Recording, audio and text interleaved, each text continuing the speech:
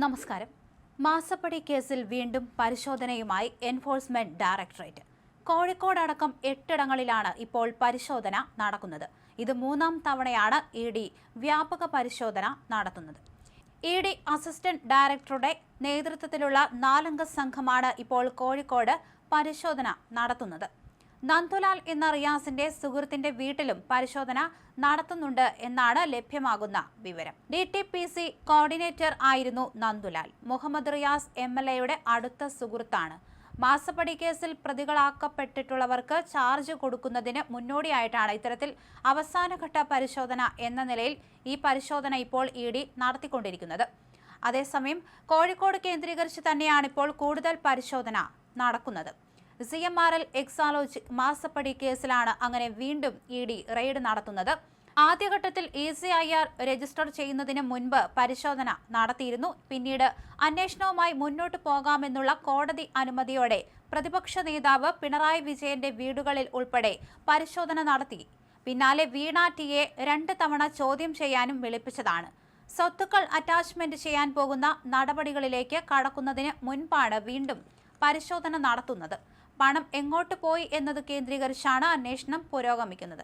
2.78 കോടി രൂപ അനധികൃതമായി ഒരു സേവനവും നൽകാതെ CMRL നിന്ന് എക്സാലോജിക് കൈപ്പറ്റിയെന്നതാണ് ഇ.ഡിയുടെ കണ്ടെത്തൽ. സംഭവം കള്ളപ്പണം വെളുപ്പിക്കൽ പരിധിയിൽ ഉൾപ്പെടുന്നതാണെന്നും ഇ.ഡി. വ്യക്തമാക്കിയിരുന്നു.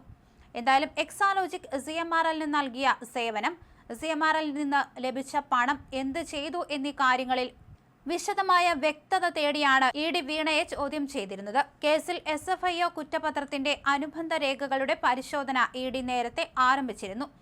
SFIO റിപ്പോർട്ടിന്റെ 134 അനുബന്ധ രേഖകൾ ഇ.ഡിക്ക് ലഭിച്ചിരുന്നു. MD ശശിധരൻ കർത്തയുടെ ഭാര്യ ജയ എസ് കർത്ത, മകൾ ഷിബി എസ് കർത്ത, മകൻ ശരൺ എസ് കർത്ത എന്നിവരെ അടക്കം 6 പേരെയാണ് കഴിഞ്ഞ മാസം ഇ.ഡി. ആദ്യഘട്ടത്തിൽ ചോദ്യം ചെയ്തത്.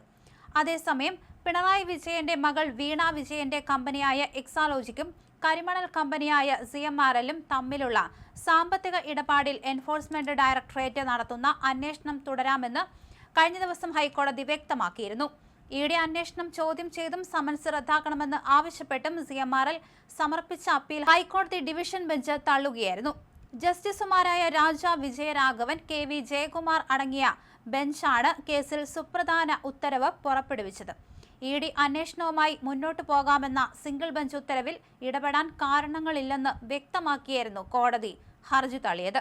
കള്ളപ്പണം തടയൽ നിയമപ്രകാരം സിവിൽ നടപടികൾ സ്വീകരിക്കുന്നതിനോ ചോദ്യം ചെയ്യലിനായി സമൻസ് അയക്കുന്നതിനോ മുൻകൂട്ടി FIR രജിസ്റ്റർ ചെയ്യണമെന്ന് നിർബന്ധമില്ലെന്ന് കോടതി നിരീക്ഷിക്കുകയും ചെയ്തു. അതുകൊണ്ട് തന്നെ ഇ.ഡി. തയ്യാറാക്കിയ ECIR റദ്ദാക്കാനാകില്ലെന്നും കോടതി വ്യക്തമാക്കിയിരുന്നു.